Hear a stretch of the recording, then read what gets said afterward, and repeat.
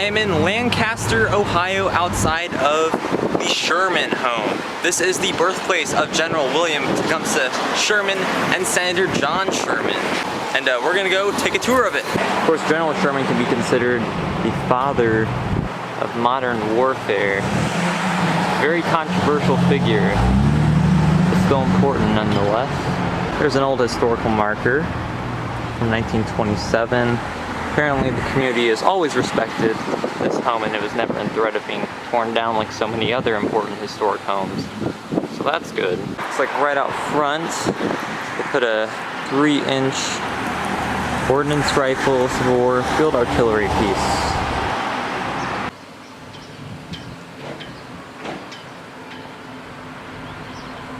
Here's their National Historic Landmark marker. Looks like it was under the designation John Sherman Birthplace. The original frame house, which includes the parlor, dining room, kitchen, and bedrooms upstairs, was built in 1811. But this Victorian parlor and the brick front was actually built in 1870, so the Shermans were not in this room. But what is amazing about this room is that much of the furniture was owned by General Sherman and was at his New York City home that he lived in after his retirement.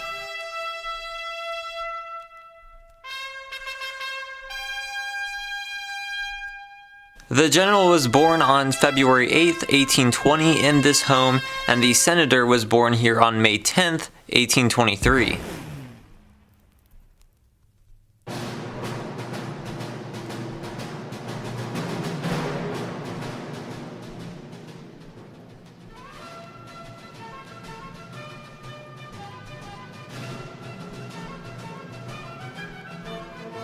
That is the Sherman family coat of arms.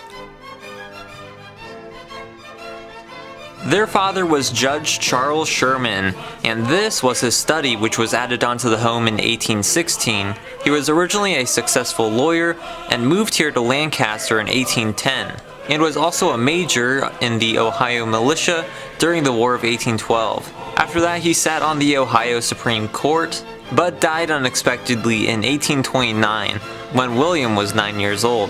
Back in these days, the Supreme Court of the state was a circuit court, so he had to travel from town to town to hear cases, and he died on one of these trips in Lebanon, Ohio.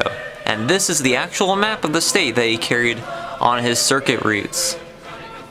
The judge's widow, Mary Hoyt Sherman, who had to care for 11 children now with no inheritance, gave William over to a family friend, Thomas Ewing, who was an attorney and Whig senator from Ohio, and was also the first Secretary of the Interior. Ewing got him an appointment for West Point, where he excelled, but apparently didn't care much for the demerit system. He married his foster sister Ellen Boyle Ewing in 1850. Sherman resigned from the military in 1853 to become manager of the San Francisco branch of the Lucas Turner and Company Bank. And just his trip there was difficult. He survived 2 shipwrecks on the way and arrived on the overturned hull of a schooner. The bank failed in the Panic of 1857, and then he tried law, then became the first superintendent of the Louisiana State Seminary of Learning and Military Academy. While his brother John was one of the most prominent abolitionists in Congress at the time, William didn't oppose slavery and was sympathetic to Southerners wishing to maintain the institution, but he opposed secession over all else.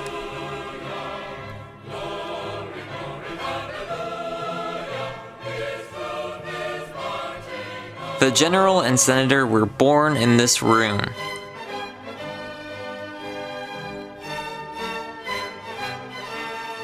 That is the Shermans' nursing crib.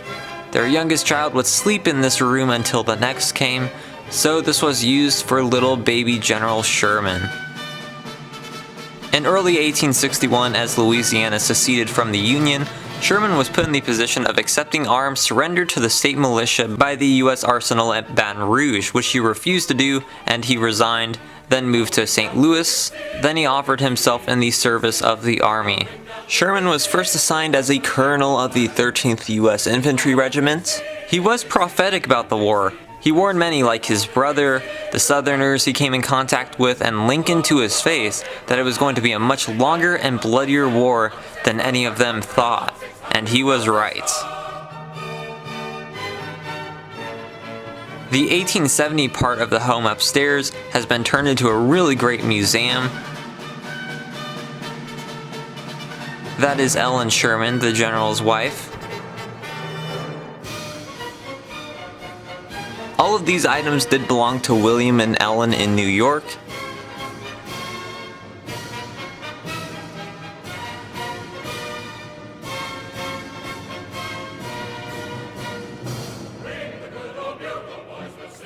That is a copy of the Dying Centaur sketched by William at West Point.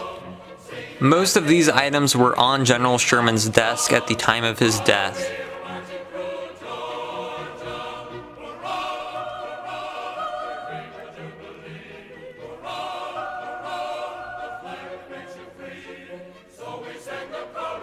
Including this mechanical cigar box. And his official office seal for documents. Senator John Sherman was an anti-slavery activist who was involved in forming the Republican Party. He served 3 terms in the House starting in 1855, then became senator in 1861, was the Secretary of the Treasury in Rutherford B. Hayes's administration, and was briefly Secretary of State during the McKinley administration. In the Senate, he was much involved with economic and monetary policy. He supported gold-backed money after the war, and later authored the Sherman Antitrust Act of 1890. This outlawed the monopolization of interstate trade and commerce, along with economic relations with other nations. A few years after Sherman resigned as Secretary of State because he disagreed with annexing Puerto Rico and the Philippines, he died on October 22, 1900, and is buried in Mansfield, Ohio. I've been to his grave there. This bas-relief of Lincoln was owned by the general, then presented to John at his death. This is the Sherman Family Bible. One of the general's sons, Thomas, became a Jesuit chaplain. These are always neat. Battle wood from Civil War battlefields. These were recovered from the Wilderness battlefield. And was one of the few Union officers to distinguish themselves at the First Battle of Bull Run or Manassas, and Lincoln did immediately assign him to the rank of Brigadier General. He did have some severe issues with anxiety and depression, and was forced to leave temporarily in late 1861. This is a fake setup of Sherman's command tent, but some of the artifacts are real. Including the chair. That's the one he used during the March to the Sea, as well as that box. That is also a portable desk which he had on him throughout the campaign. And the box labeled General W.T. Sherman. This room has lots of great artifacts from the Civil War.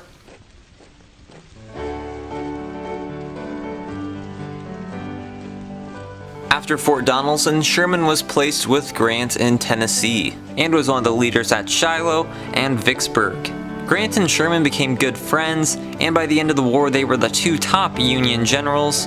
And Sherman once said, quote, "Grant stood by me when I was crazy, and I stood by him when he was drunk, so now we stand by each other." Once Grant was placed as general of the Union armies, Sherman replaced him in command of the Western Theater. This is when he began his main claim to fame, the capture and burning of Atlanta and the March to the Sea.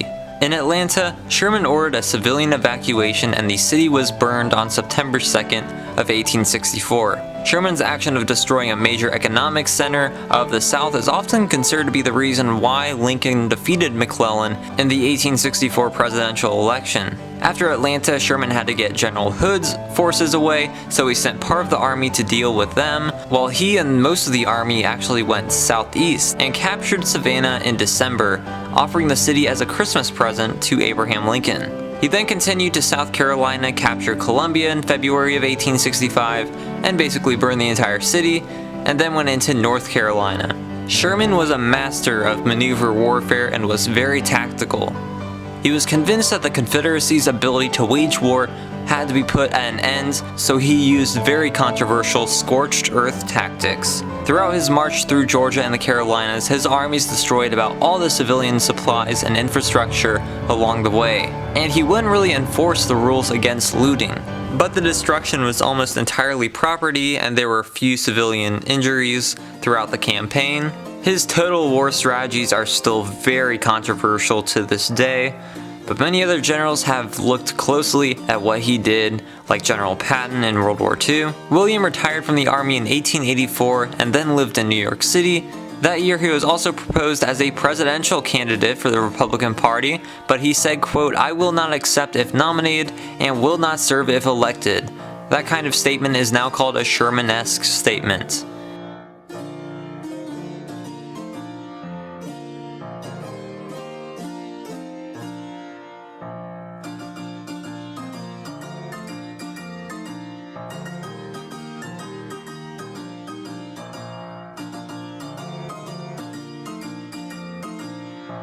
That was Sherman's laptop desk used throughout the war. He died of pneumonia in New York City on February 14th, 1891, and the Confederate general in charge of resisting him in Georgia and the Carolinas, who later became his friend, Joseph Johnston, was a pallbearer on the day of his funeral, which was bitterly cold, but like William Henry Harrison, he went on, and like William Henry Harrison, he caught pneumonia and died a month later.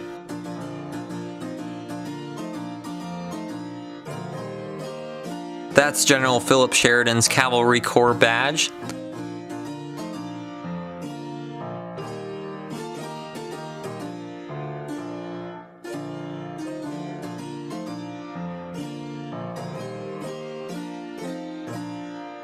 In the hallway there are some relics of the Civil War reunions and tributes.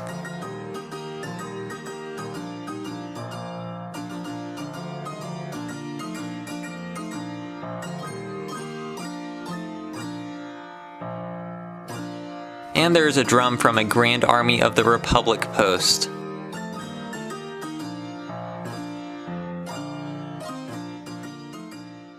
You can see the gardens.